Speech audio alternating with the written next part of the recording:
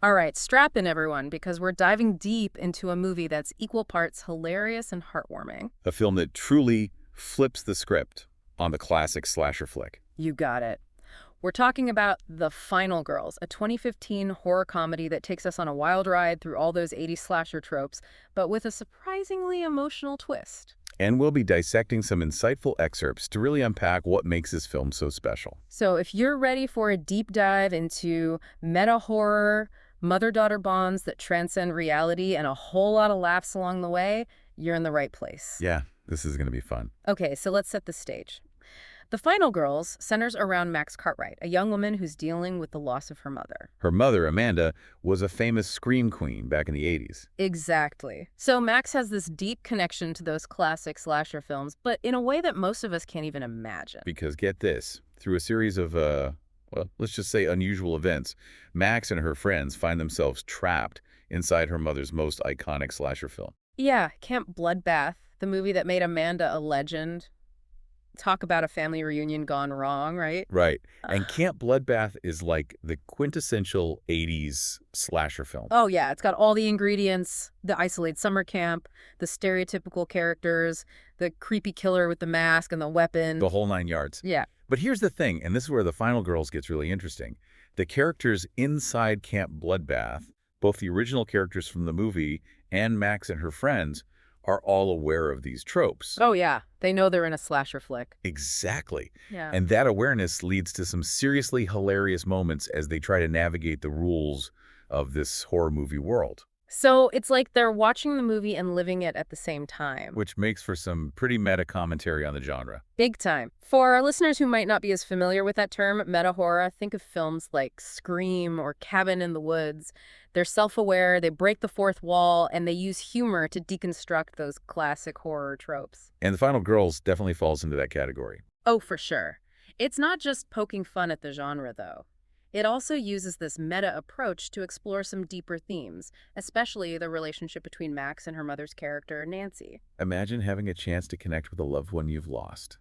Right, but in this fictional and very dangerous world of Camp Bloodbath. Where everyone's a potential victim. Talk about high stakes. And that's where the film's emotional core really shines. It's not just about escaping the killer. It's about Max getting to know her mother in a way she never thought possible. Right. She's interacting with Nancy, learning about her past, seeing her as a person, not just a movie character. It's a really beautiful exploration of that mother-daughter bond and how it can transcend even death. Definitely. Yeah. But the film doesn't shy away from the complexities of grief either. Max is connecting with a version of her mother that only exists in this movie. So it raises all sorts of questions about how we deal with loss, how we hold on to memories, and how we ultimately move on. It's about finding a way to honor the past while still moving forward with your life. And that's all woven into this slasher comedy framework. Pretty impressive. Absolutely. The Final Girls manages to juggle those different tones so well. It's funny, it's scary, it's heartfelt. It's a real roller coaster of emotions. Exactly. And visually, it's just as dynamic. The director, Todd Strauss-Schulson, really captured that 80s aesthetic. It's like stepping back in time. Yeah, the colors, the music, the fashion, it all screams 80s slasher. And he uses these amazing slow-motion sequences, which add to the style and the tension. They're like these little moments of visual poetry. Okay, so we've talked about the meta horror, the emotional layers, and the visual style. But let's dive into the heart of The Final Girls. Camp Bloodbath itself.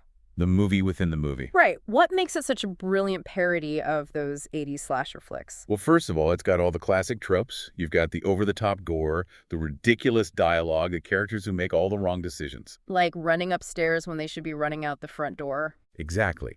But it's not just about poking fun. There's a real sense of love and affection for the genre. It's like a tribute to those cheesy horror movies that we all secretly love. Oh, totally. And because the characters in The Final Girls are aware of these tropes, they can use them to their advantage. That's right.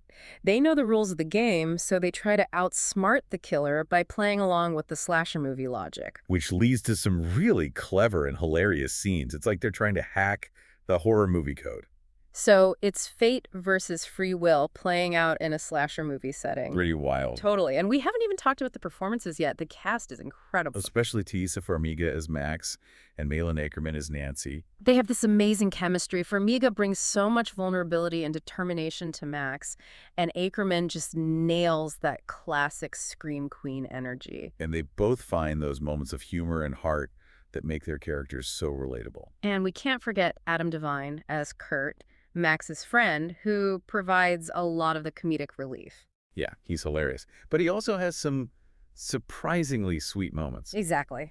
The Final Girls is full of surprises. It's a film that keeps you guessing, laughing, and even tearing up a little. It's a unique blend of genres and emotions, Yeah. and it really speaks to the power of storytelling. Absolutely. All right, we've just scratched the surface of what makes The Final Girls so special. But before we dive deeper into its themes, its characters, and its lasting impact, we need to take a quick break. Stay tuned for part 2, where we'll unpack even more of this horror comedy gem. So, we were talking about how The Final Girls plays with those slasher tropes. Right, using them for laughs and also to kind of flip the script on what we expect from a horror movie. Exactly. Like, take the whole virgin survives trope. It's such a classic slasher cliche. Oh yeah, you know the character who's pure and innocent somehow manages to outwit the killer while everyone else is dropping like flies. Right. But in The Final Girls, they acknowledge that trope, and then they do something completely unexpected with it. Which is what makes it so much fun. It keeps you guessing, and it makes you think about those tropes in a new way. And it's not just about being clever or subversive for the sake of it. The way they handle that trope actually ties into this bigger theme about challenging predetermined roles. Oh, interesting. You're saying it's not just about surviving the killer, it's about breaking free from those expectations that are placed on certain characters in horror movies. Yeah, like they're saying even in a genre as formulaic as slasher, there's room for characters to defy those conventions and make their own choices. And that kind of leads us to this whole idea of fate versus free will, which the film explores in a really interesting way. Yeah, because Max and her friends are literally trapped inside a movie, right? They're fighting against a narrative that's already been written. Exactly. So on one hand, you have that sense of inevitability, like they're stuck in this predetermined path. But at the same time, they're trying to change the outcome, to make different choices, to break free from that script. So it's like they're in a horror movie version of Groundhog Day, except with way more blood and a much higher body count. Yeah, that's a good way to put it. And I think that struggle, that tension between fate and free will really resonates with viewers. Yeah. Because we all face those moments where we feel trapped by circumstances, by expectations, or even by our own pasts. And that's where Max's determination to save her mother's character, Nancy, becomes so powerful. She knows it goes against the rules of the movie, but she refuses to accept that Nancy is doomed to die. Right. She's fighting for her mom, even though she knows it's a long shot. And I think that speaks to a deeper desire within Max to somehow undo the tragedy of her mother's death. Yeah, like she's using the world of this movie to try to rewrite her own past, to find some kind of closure or resolution. Exactly. It's a really poignant way of exploring how we use fiction to grapple with real-life grief.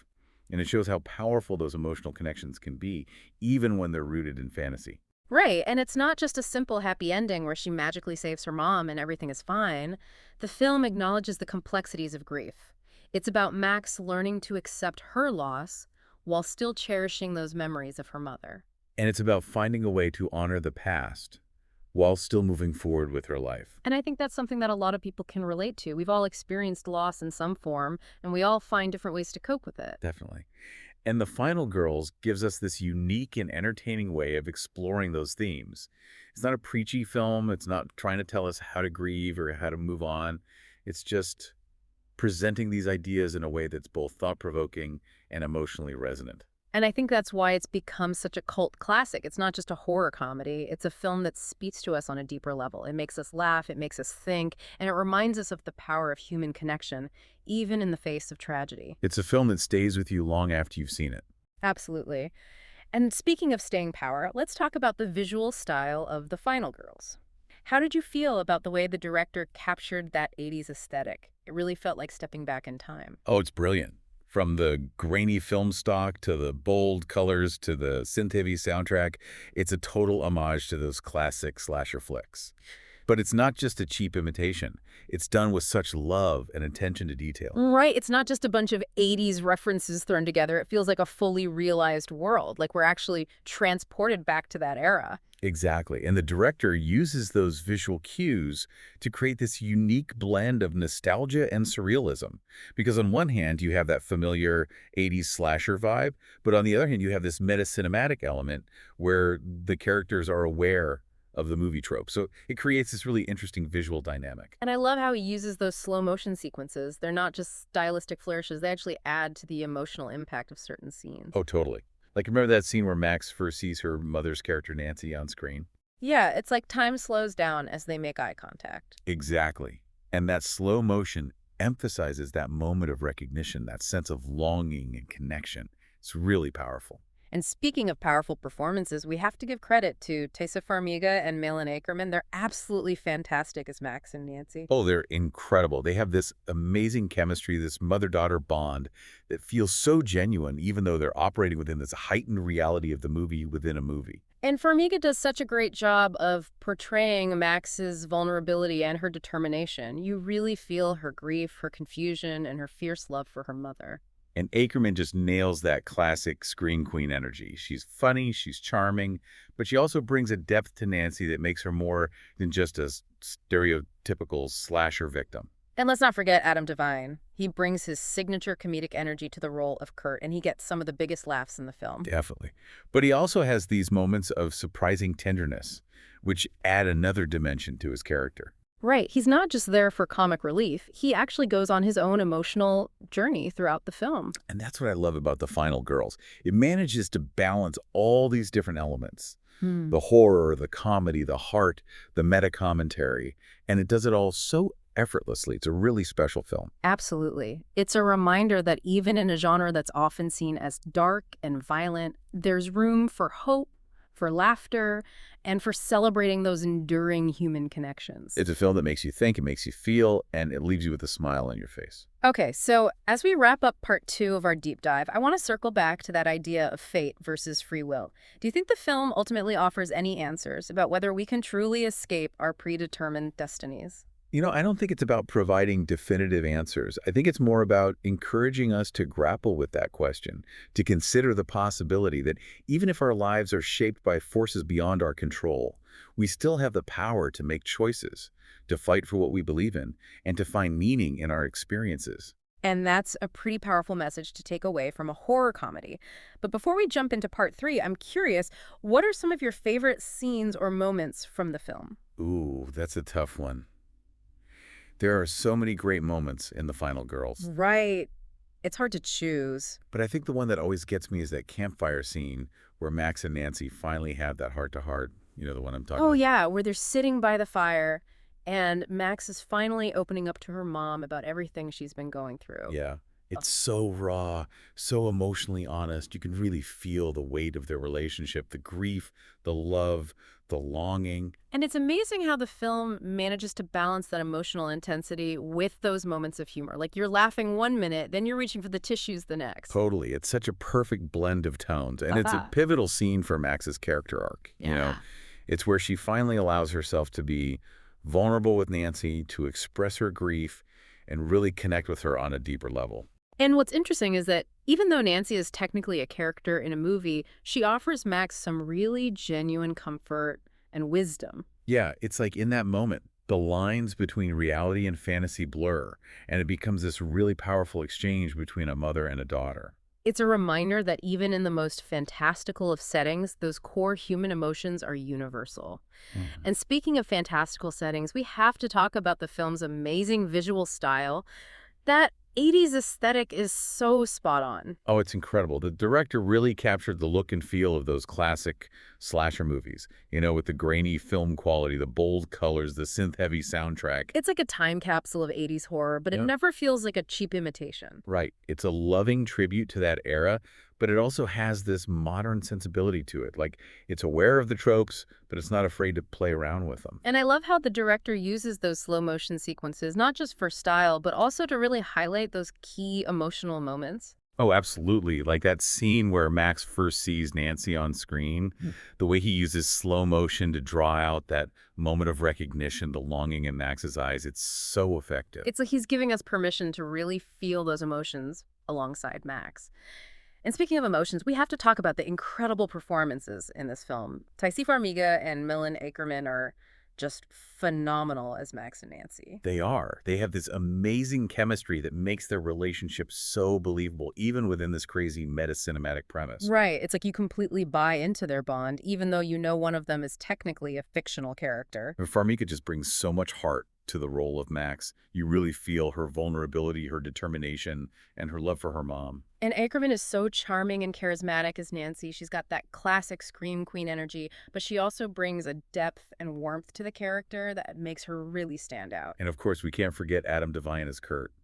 He's hilarious in this film. He brings so much energy and comedic timing to the role. Oh, absolutely. He gets some of the biggest laughs, but he also has these surprisingly tender moments that show he's more than just the comic relief. Yeah, he actually has a really nice arc throughout the film. Right. It's like he starts off as this goofy sidekick, but by the end, he's grown and learned so much. It's one of the things I love about The Final Girls. It manages to make you laugh, it makes you think, and it even makes you cry a little bit. It's a film that really stays with you. Absolutely.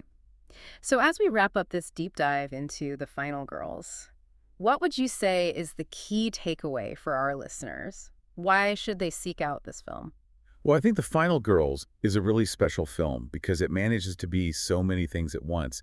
It's a hilarious send-up of 80s slasher movies, but it's also a heartfelt story about family, grief, and the power of movies to help us process our emotions. It's a reminder that even in the darkest of genres, there's room for hope, for laughter, and for finding meaning in the face of adversity. And it's a film that's just pure fun to watch. It's got a great cast, a clever script, and a really unique visual style. If you haven't seen it, I highly recommend checking it out. I completely agree. It's one of those films that you can watch over and over again and still find something new to appreciate. And that's what makes it a true modern classic. Well, folks, that's it for our deep dive into The Final Girls. We hope you enjoyed this journey into meta-horror, mother-daughter bonds, and 80s nostalgia. Until next time, keep exploring those cinematic worlds, and remember, sometimes the most unexpected stories can be the most rewarding.